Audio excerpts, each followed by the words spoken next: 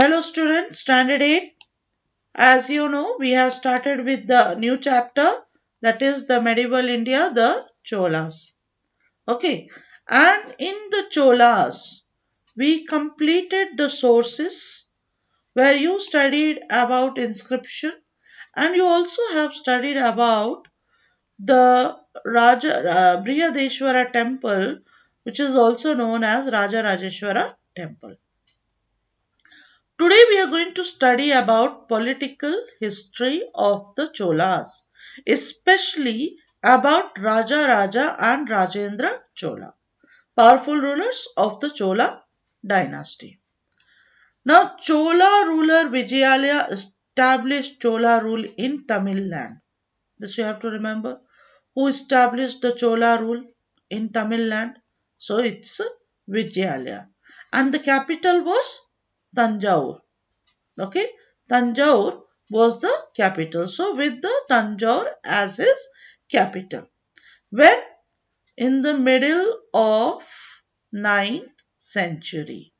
So during the Chola ruler Vijayalaya established Chola rule in Tamil Land with Tanjore as his capital during middle of the 9th century. After the death of Vijayalaya, his grandson Parantaka I, grandson Parantaka I, he became the king and he conquered. Parantaka I conquered Madurai and defeated the Pandyas and the rulers of Sri Lanka. By the 11th century AD, the Chola power had reached the height of its glory, and two prominent rulers of this dynasty, that is Raja Raja I and his son Rajendra Chola, were the two prominent rulers of this dynasty. So you studied who was the founder, Vijayalaya, made his capital Tanjore, 9th century. His grandson became the king after his death, Parantaka I.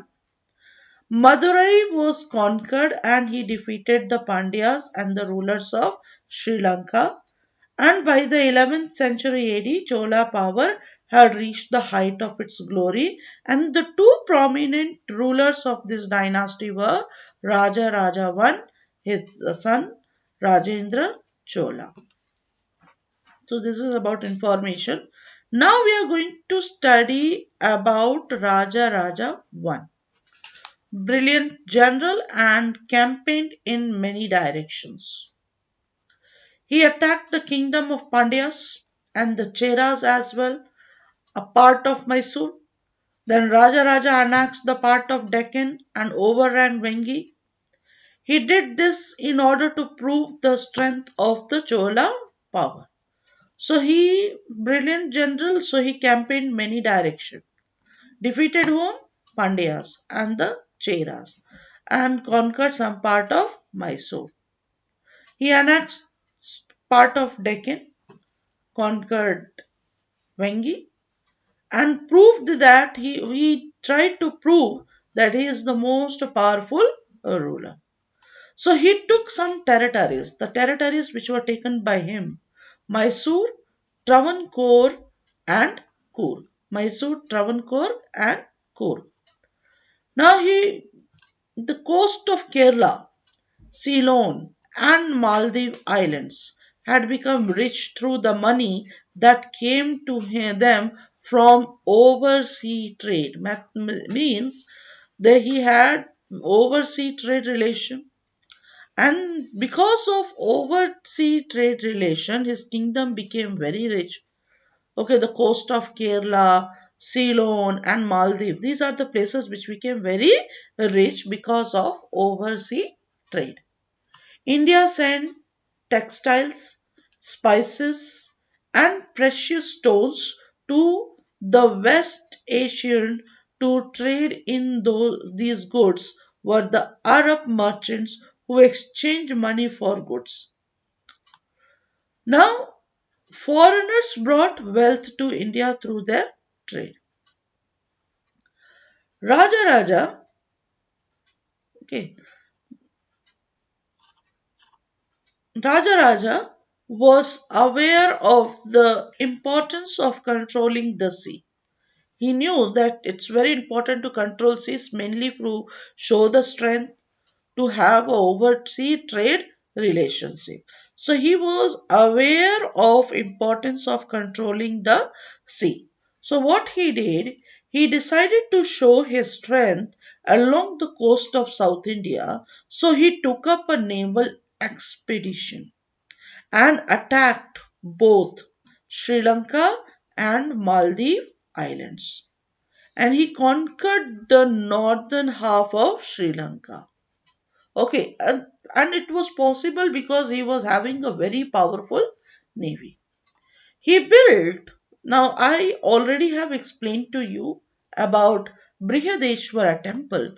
So he built Raja Rajeshwara temple, or which is also known as Brihadeshwara temple of Lord Shiva at Tanjore. On the walls of this temple are inscribed the main works of Raja Raja I, and under his rule, the Cholas became the supreme power in the southern India. The increase in trade brought prosperity to their kingdom and kingdom Chola Mandala. In fact, the word Coromandel has been derived from Chola Mandal. The next powerful ruler was his son Rajendra Chola. Now, Rajendra Chola succeeded his father, Raja Raja I, and he continued his father's policy. He invaded and annexed the whole island of Sri Lanka. Sri Lanka was not able to free herself from Chola control from another 50 years. That means another 50 years, Sri Lanka was a part of Chola dynasty. Rajendra Chola campaign were daring. Now, why we say Rajendra Chola campaigns were daring? Because his army, once his army marched up to the east coast of India through Odisha and up to the Ganga river. Rajendra Chola himself led the army up to the Godavari, and therefore his general took charge of the army. The Chola army defeated Mahipala, the king of Bengal, and to commemorate this victory means victory over Odisha, victory over Bengal. To commemorate this victory, he adopted the title Gangaikonda and built a new capital called Gangaikonda Chollapuram. So, what was the new capital? Gangaikonda Chollapuram. And this capital was full of temples. He built beautiful temples in Gangaikonda Chollapuram. The most daring campaign was in Southeast Asia. For centuries, Indian merchants has been trading with various parts of Southeast Asia and southern China. So through the Straits of Malacca, which was held by the kingdom of Sri Vijaya, that is modern day, that Sri Vijaya is known as Indonesia. Today it is the Sri Vijaya place is known as Indonesia.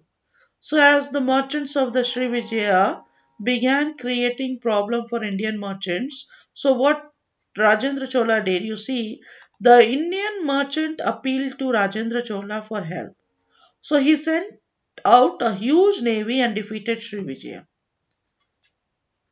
As a result, Indian trade with Southeast Asia and southern China continued, and thereby greatly enriching the Chola kingdom.